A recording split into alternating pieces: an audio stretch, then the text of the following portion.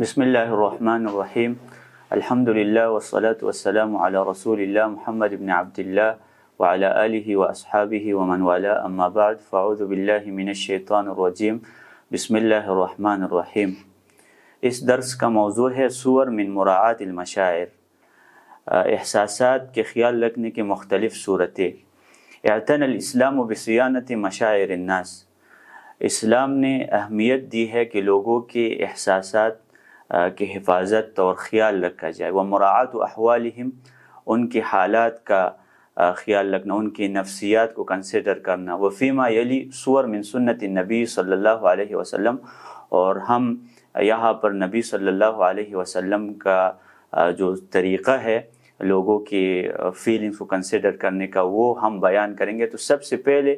مراعات شعور المسلم فی المجلس، مجلس میں مسلمان کے احساسات کا خیال رکھنا۔ اس کی بھی کئی اقسام ہے، لیکن ہماری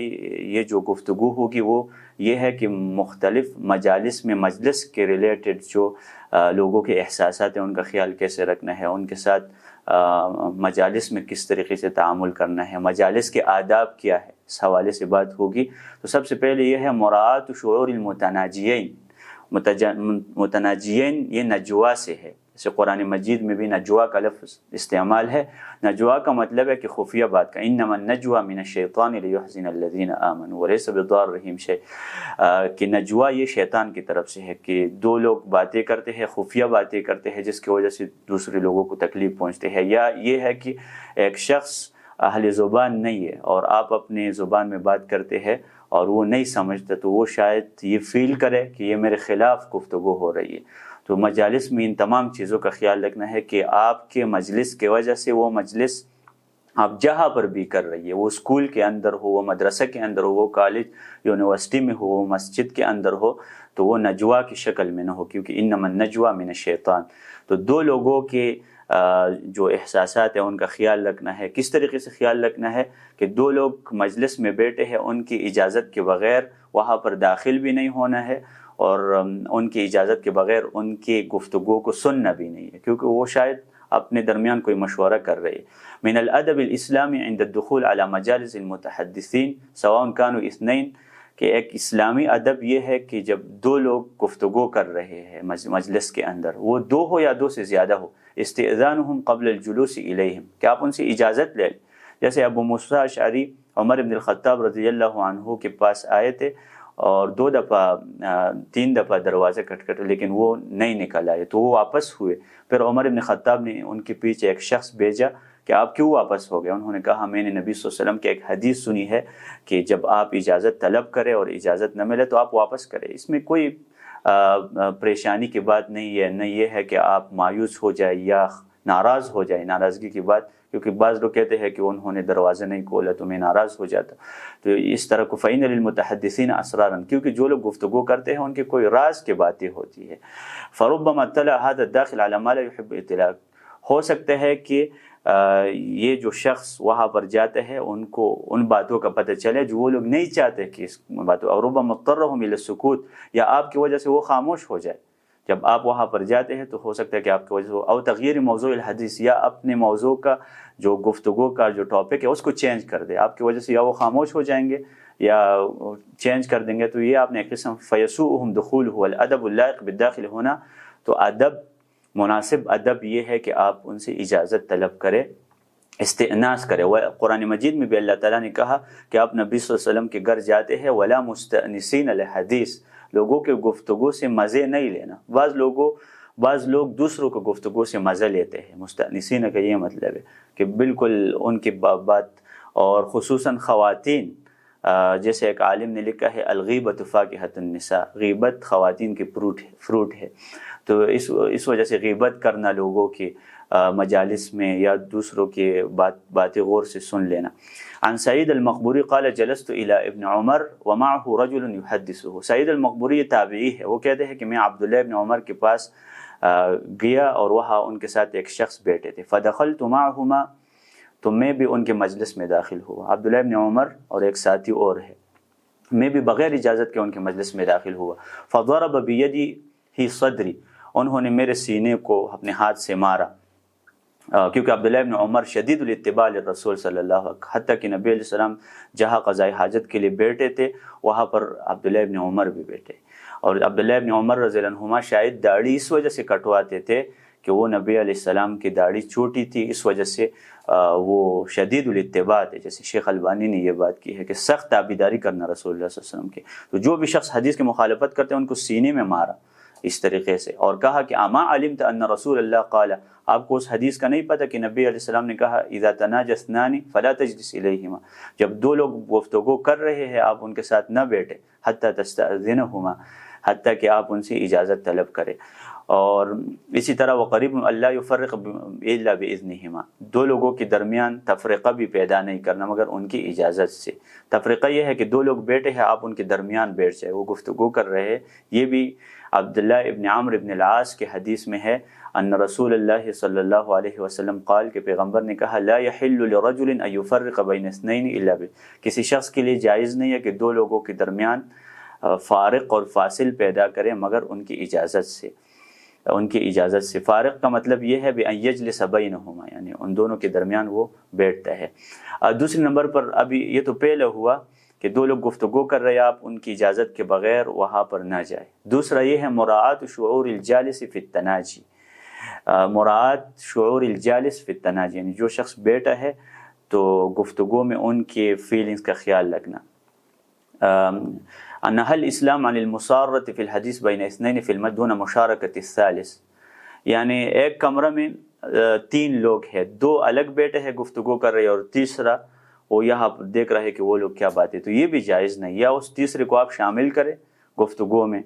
اور اس زبان کسی اور زبان میں بھی بات نہ کرے جو تیسرا نہیں سمجھ سکتا۔ اسلام نے مصارہ سے منع کیا ہے، دون مشارکت الثالث کے تیسرا شخص اس میں شریک، ولو کان فی خیر و بر، اگر کہ وہ گفتگو آپ خیر اور نیکی کے حوالے سے کر رہے ہیں، لیکن تیسرا شخص وہ کیا سمجھے گا کہ آپ کیا باتیں کر رہے ہیں ایک دوسرے، لأن هذا مظن ادخال الحزن على من لم يشاركه،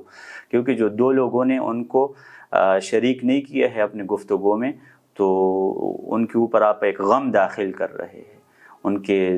دل کو غم آپ دفق لظنه انه ربما يتحدثان عنه بامر لا يحب، ہو سکتا ہے وہ شخص یہ گمان کرے کہ آپ دونوں ان کے حوالے سے گفتگو کر رہے ہیں۔ عبداللہ ابن مسعود رضی اللہ عنہما کی حدیث ہے اذا کنتم ثلاثة، جب تم تین لوگ ہو ایک کمرے کے اندر یا ایک گھر کے اندر تین، فلا يتناجى اثنان دون الآخر، تو دو لوگ گفتگو نہ کرے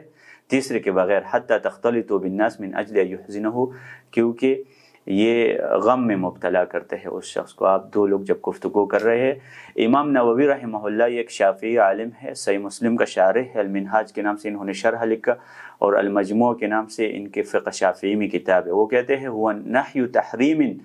یہ حرمت کے لیے، کیونکہ نہی کی دو قسمیں ہیں، ایک نہی کراہت کے لیے ہے اور ایک نہی تحریم کے، یعنی کبھی اللہ تعالیٰ جب منع کرتا ہے یا حدیث میں کوئی منع آتا ہے تو وہ چیز مکروہ ہو جاتی ہے،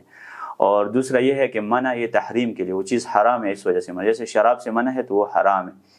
تو امام نووی نے کہا کہ یہاں پر جو منع ہے کہ دو لوگ گفتگو نہ کرے تیسرے کے بغیر، کہ تیسرے کو شامل نہیں کر رہے، یہ حرمت کے اوپر تھا کہ یہ کام حرام ہے، تو ایک پوری جماعت پر حرام ہے کہ وہ برابر ہے وہ دو لوگ یا تین لوگ ہو تو وہ اس شخص کے بغیر گفتگو نہ کرے، اس کو بھی شامل کر دے۔ حافظ ابن حجر نے کہا حتی تختلط بالناس کا یہ مطلب ہے کہ یختلط الثلاث بغیرہم، کہ وہ تین لوگ وہ اس کے ساتھ شامل ہو جائے، من اجل ان ذلک یحزنہ، کیونکہ اس کی وجہ سے وہ حزن میں مبتلا ہو جائے گا۔ ابن بطال نے کہا وکلما کثر الجماع مع الذی لا یناجى كان ابرا لحصول ووجود التحفہ یکون اولی۔ قال الخطابی انما يحزنه ذلك ان ذلك من اجل الاختصاص بالکرم محسن، یہی بات یہ کی ہے۔ ریاض الصالحین کے نام سے امام نووی کی کتاب ہے، انہوں نے پورا باب قائم کیا ہے اس حوالے سے، باب النہی عن تناجی اثنین دون الثالث، کہ دو لوگ منع ہے کہ وہ گفتگو کرے تیسرے کے بغیر، الا لحاجت فیغتفر، مگر ضرورت کی وجہ سے وہ کر سکتے ہیں، دو لوگ اگر گفتگو کرے تو تیسرے کو شامل نہیں کرتا ضرورت، ذلك لرجحان المصلحین على المصلح لتوہمها۔ ابھی تیسرے نمبر پر ہم آتے ہیں مراعات شعور صاحب المکان بعدم اقامته، ایک شخص کسی جگہ پر بیٹھے ہے تو اس کی جگہ پر نہیں بیٹھنا، یا کوئی صاحب منصب ہے تو ان کی کرسی پر آپ ان کی اجازت کے بغیر نہیں بیٹھنا۔ یہی وجہ ہے کہ کچھ صحابہ جب کسی مسجد میں جاتے، آج کل آپ دیکھتے ہیں کوئی قاری یا بڑا شیخ کسی مسجد میں جاتے تو پسند کرتے ہیں کہ اس مسجد میں مجھے امامت کے لیے آگے کر دے، حالانکہ سلف کا یہ طریقہ تھا اور صحابہ کا کہ وہ کسی مسجد میں جاتے تھے تو کسی کے منصب کو نہیں پکڑتے ان کی اجازت کے بغیر، اور بلکہ نماز کے لیے بھی آپ دیکھیں بڑے بڑے محدثین آج کل جو کسی مسجد میں جائے وہ نماز کے لیے اس وجہ سے آگے نہیں ہوتے، کہتے ہیں قاری صاحب کو آگے کرے کیونکہ وہ مقرر امام ہے۔ تو یہ تیسرے نمبر پر مجلس کا یہ ہے کہ مجلس وہ کرسی کی شکل میں ہو، وہ امامت کی شکل میں ہو، تو آپ نے آگے نہیں ہونا۔ من جلس فی مکان فہو احق بہ، جو کسی جگہ پر بیٹھے کلاس میں وہ زیادہ حقدار ہے کہ وہاں پر رہے۔ کوئی اور شخص آتے ہیں ان کو اٹھا دیتے ہیں، یا یہ بڑا ہے تو میں ان کے لیے اٹھ جاؤں گا، یہ بھی جائز نہیں ہے کسی کے لیے اٹھنا۔ ولا يحق لغیرہ ان یقیمہ منہ، کسی کو یہ حق حاصل نہیں ہے کہ وہاں سے ان کو کھڑا۔ وہذا ادب اسلامی، یہ بھی ایک اسلامی ادب ہے، یہدف الی مراعاۃ شعور صاحب المکان، اور اس کا ہدف یہ ہے، اس ادب کا ہدف یہ ہے کہ جو صاحب المکان ہے ان کی فیلنگ کا خیال رکھا جائے، ان کو اپنی جگہ سے اٹھانا نہیں۔ اگر امام ہے تو ہوا حق لسبقہ، کیونکہ وہ سابق ہے نا، سابق کا حق ہوتا ہے، جو پہلے آتا ہے پہلے آئے پہلے پائی والی بات ہے نا، وہ پہلے آئے ہیں پہلے سب میں بیٹھا ہے۔ اکثر لوگ بچوں کو پیچھے کر دیتے ہیں، بعد میں آتے ہیں مسجد میں اور بچوں کو پیچھے کر دیتے ہیں۔ وَيَتَأَكَّدُ النَّهْيُ عَنْ إِقَاءِ إِذَا كَانَ الَّذِي يَظُنُّ لِنَفْسِهِ فَضْلًا عَلَى صَاحِبِ الْمَكَانِ، اور نہی تب زیادہ شدید ہو جاتے ہیں کہ جو شخص اس پہلے والے شخص کو اٹھاتے ہیں وہ اپنے آپ کو افضل سمجھے کہ میں افضل ہوں، اس وجہ سے میں نماز کے لیے آگے ہوتا ہوں، یا ان کو میں کرسی سے اٹھاتا ہوں کہ آپ اٹھے، میں وہ اپنے آپ کو افضل اور بہتر سمجھتے ہیں۔ تو یہاں پر تو پھر اور بھی نہیں سخت ہے، حرمت اور بھی زیادہ ہے، یہ کام زیادہ حرام ہے۔ فعن ابی الخصیب قال كنت قاعدا، ابو الخصیب کہتے ہیں کہ میں بیٹھا تھا، فجاء ابن عمر فقام رجل من مجلس له، عبداللہ ابن عمر آئے جو صحابی ہے، اور ایک شخص مجلس سے ان کے لیے اٹھے، وقعد فی مکان آخر، دوسری جگہ بیٹھ گیا، کہ یہ عبداللہ ابن عمر ایک جلیل القدر صحابی ہے، تو وہ آئے ہیں میں مجلس سے اٹھتا ہوں۔ تو صحابہ ہر ٹائم تنبیہ کرتے ہیں، خصوصاً عبداللہ ابن عمر، کیونکہ ان کو احادیث بھی زیادہ یاد ہے نا۔ آپ کو معلوم ہے کہ 7 صحابہ محدثین ہیں جن کو زیادہ احادیث یاد تھے، المکثرون من روایت الاثر ابو ہریرہ یلیہ ابن عمر والبحر کالخدری وانس وجابر وزوجۃ النبی۔ عبداللہ ابن عمر کا حدیث میں سیکنڈ پوزیشن ہے، پہلی پوزیشن ابو ہریرہ کا ہے، 5374 احادیث ان کو یاد ہے، اور دوسرے نمبر پر عبداللہ ابن عمر۔ ان کو زیادہ حدیث یاد ہے، اس وجہ سے جب بھی کوئی غلطی کسی شخص سے صادر ہوتی ہے ان کو تنبیہ کر کے حدیث بیان۔ فقال الرجل ما كان عليك لو قعدت، فقال لم اكن اقعد في مقعدك ولا مقعد غيرك بعد شيء، تو اس شخص نے کہا کہ آپ میری جگہ بیٹھے، میں نے جگہ چینج کی ہے آپ کی وجہ سے، میں ادھر سے کھڑا ہوا، آپ اس جگہ پر بیٹھے اور میں جگہ کو چینج کرتا ہوں۔ انہوں نے کہا کہ میں نبی علیہ السلام کی اس حدیث کی وجہ سے اس جگہ نہیں بیٹھا کہ جاء رجل الى رسول فقام له رجل من مجلسه، تو پیغمبر نے منع کر دیا تھا۔ اسی طرح واقعہ پیش آیا تھا کہ نبی علیہ السلام کے مجلس میں ایک شخص نے جگہ چھوڑی، دوسرا وہاں پر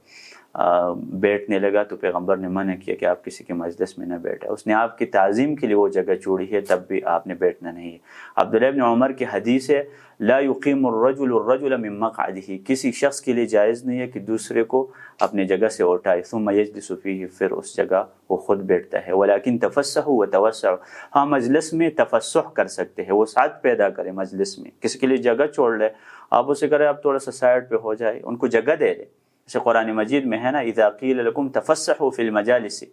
جب آپ سے کہا جائے کہ مجالس میں فسحہ پیدا کر دے، جگہ دے رہے لوگوں کو، تو آپ دے دیں۔ یفسح اللہ لکم، اللہ تعالیٰ آپ کے لیے وسعت پیدا کرے گا، ہر چیز میں اللہ تعالیٰ آپ کے لیے وسعت پیدا کرے، جب آپ کا سینہ بھی وسیع ہو نا، تنگ نظر نہ ہو، تو اللہ تعالیٰ پھر جب تنگ نظر نہ ہو تو دل میں بھی لوگوں کی جگہ دیا کرے۔ وعن ابی ہریرہ قال رسول اللہ لا يقوم الرجل للرجل من مجلسه، کسی شخص کے لیے جائز نہیں ہے کہ دوسرے کے لیے مجلس سے اٹھ جائے، تو یہ مجلس سے اٹھ جانا دوسرے کے لیے۔